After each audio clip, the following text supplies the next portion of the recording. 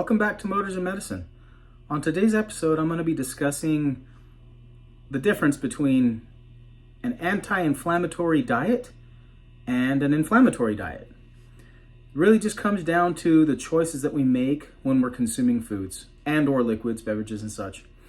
The reality is that the typical American diet consists of so many processed foods that the inflammatory reaction in our body when we break down and eat those foods affects not only our health and our well-being, but also our immunity, our ability to fight off infection, our ability to stabilize our moods, our sleep, any number of different hormonal balances and functions.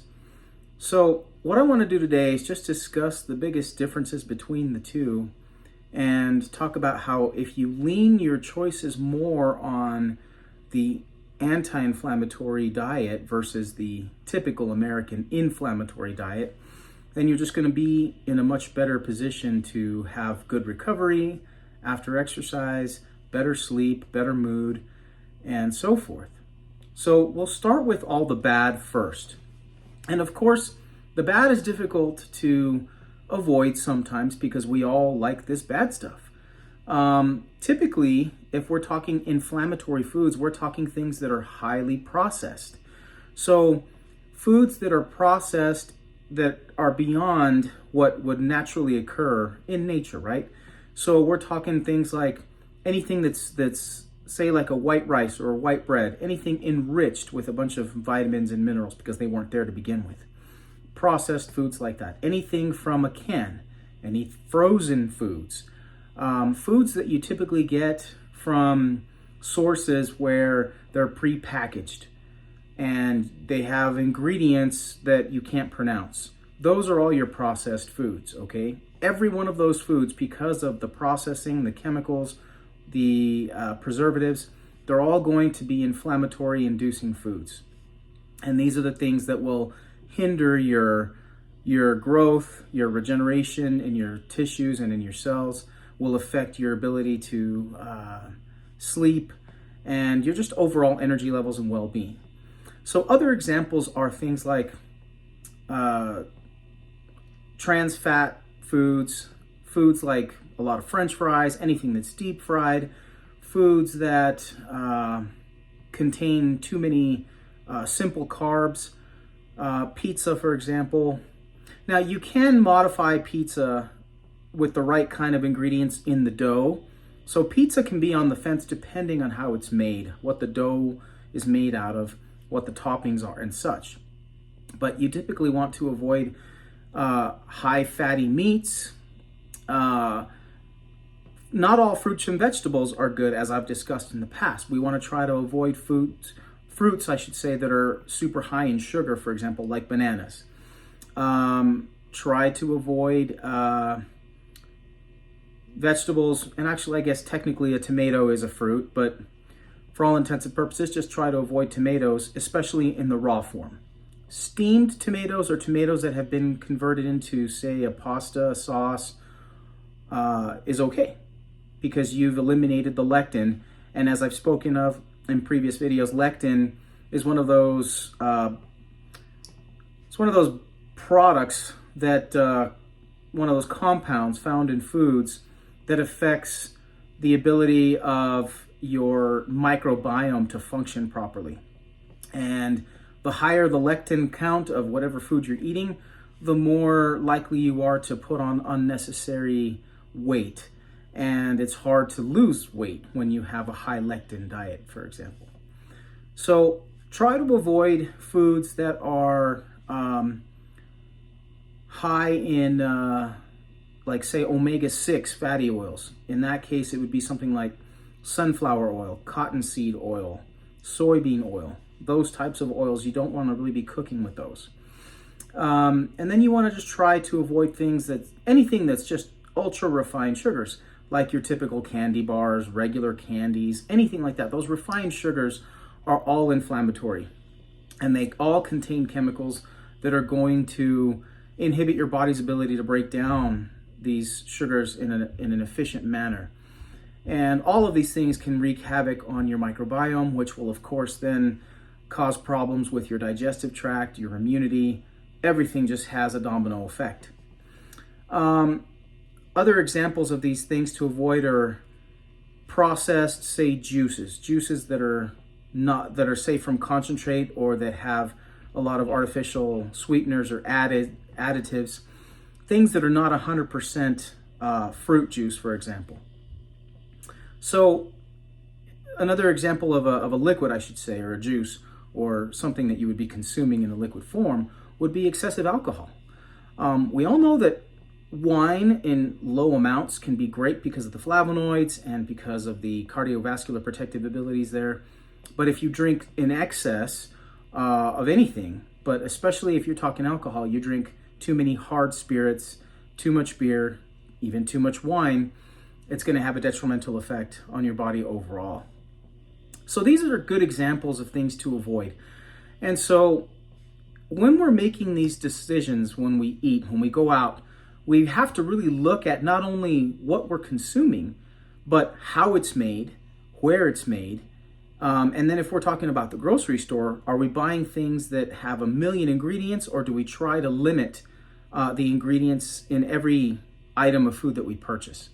These are just simple things to keep in mind. They're good tricks to remember when you're buying food at the grocery store. Just look for things that have really low levels of ingredients. Believe it or not, say something like a bag of Lay's chips. They only have 3 ingredients. So in reality, chips aren't that bad as long as you're not eating the entire bag. Now that's one of those things where it can be on the fence, because if you're eating too many of those types of snacks, even if they do have low ingredients and don't have too much sodium, for example, then you might be okay from a dietary standpoint to have those on an occasion.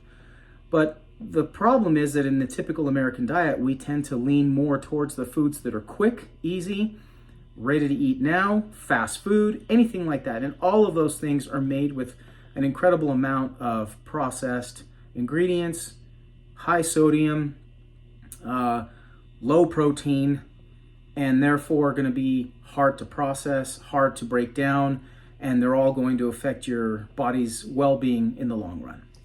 Now, on the flip side, things that we can be eating on a regular basis to try to help curb that inflammatory reaction in our bodies.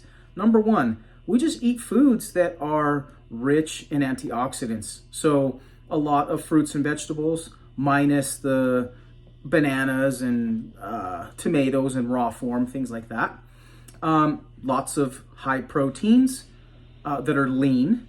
So of course, chicken, turkey, fish, any type of fish, omega-3 fatty acids, of course. Now, when I say lean meats, as far as beef is concerned, beef is fine as long as you're getting at least a 90-10 or an 85-15 ratio of lean to fat. And so you want to try to make good decisions when you're buying these meats. Avoid the things that are going to be excessively high in those trans fat acids, of course. And then things that you can focus on are things like fermented foods like kombucha, kimchi, and yogurts, because they have a lot of bacteria in them which help benefit your microbiome. Drinking, of course, just plain water, avoiding a lot of soda. So these are all choices that you make on the healthy side. Try to focus if you're talking grains, try to focus on things that are whole grain. Avoid those grains that are enriched, like the white rice and the white bread. Now you can still have white bread as long as you make it yourself, for example, and you don't enrich it with a bunch of the junk that gets put in white bread on a typical basis. Eating foods that have polyunsaturated fats, so a lot of nuts like almonds, walnuts, even flaxseed nuts, I should say. Trying to eat foods that have more protective and thermogenic effects are going to be good for keeping your inflammatory levels down in the body. One of those examples are avocados, for example. Avocados are like a superfood. They have Polyunsaturated fats, they have thermogenic effects, so they'll help you burn calories and keep your weight down. Making good choices when it comes to dairy. Now, any dairy is going to be tricky. Some dairy is okay as long as you're choosing, like, say, low fat or skim milk from just standard dairy milk. But more often than not, it's a better choice to choose something like almond milk, oat milk, anything like that, because you're just not going to get all of those other ingredients that can affect your overall health.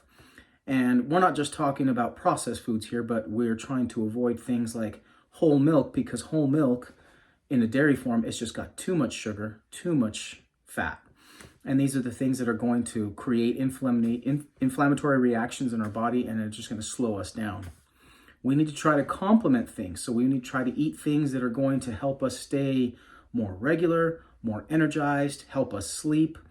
And all of these foods and beverages that we drink have to be balanced out so that it's okay to have an occasional soda. But if you're having soda every day, now you've got a problem.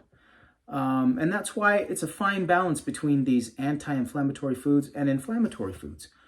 More often than not, a lot of these things that we eat, if they taste good and we crave them, and they tend to be those things that you always lean on when you're say in a bad mood or something like that, those tend to be those inflammatory causing agents and inflammatory causing diet choices.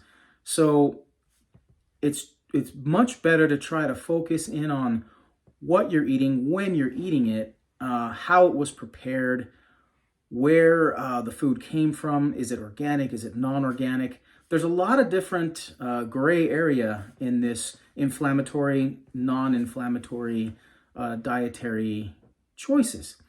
But overall, the point I'm trying to get across is when we make choices to buy foods and to eat foods in restaurants and whatnot, we need to try to focus more on the foods that are going to eliminate as much inflammation as possible.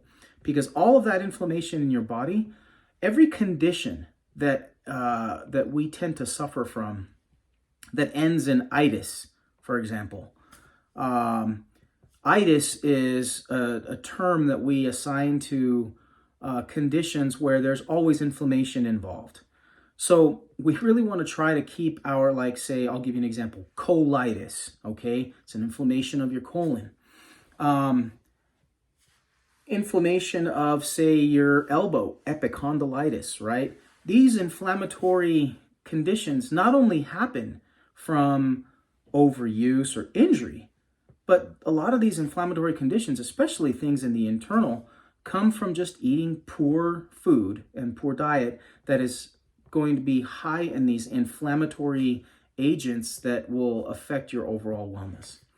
So at the end of the day, just try to focus whenever you go out to eat, when you go to the grocery store, look at what you're purchasing. Flip it over, look at the ingredients. How many ingredients and preservatives does this item have? It can go anywhere from 2 or 3 ingredients all the way to 50 ingredients. In fact, there are some examples where you can literally compare 2 different in the same aisle, 2 different types of bread, and you'll have breads that have very few ingredients and breads that have 30 or 40 ingredients. So ideally, when you go shopping, try to find things that are lowest in the ingredient count and lowest in those trans fats or those unwanted enrichments, like, say, white rice, instant potato, anything instant. Any of those things are going to be super high in those processed, enriched type of ingredients and agents that can affect your inflammatory levels in the body. But at the end of the day, it really just comes down to making good choices. So a lot of people just don't think about these things when they're shopping. They tend to look at what's going to be on sale, what isn't. But believe it or not, there's a lot of things that you can find on good sales trying to shop around. Don't just stick to just one grocery store. Pick different grocery stores so that you can find deals at all of them, and try to find those foods that have the lowest amounts of ingredients, the lowest amounts of processing. And that's what's going to lead to your body being more overall healthy from a standpoint of energy, good sleep, and good healing. Not to mention being able to fight off infections, the common colds, flus, all of those things. In fact, now these new strains of COVID, they're just coming around again because COVID is evolving and becoming an issue with a lot of these people who have poor health or poor immunity. Well, if you are eating a good anti-inflammatory diet, you will have that much more prevention against a lot of these viruses like COVID.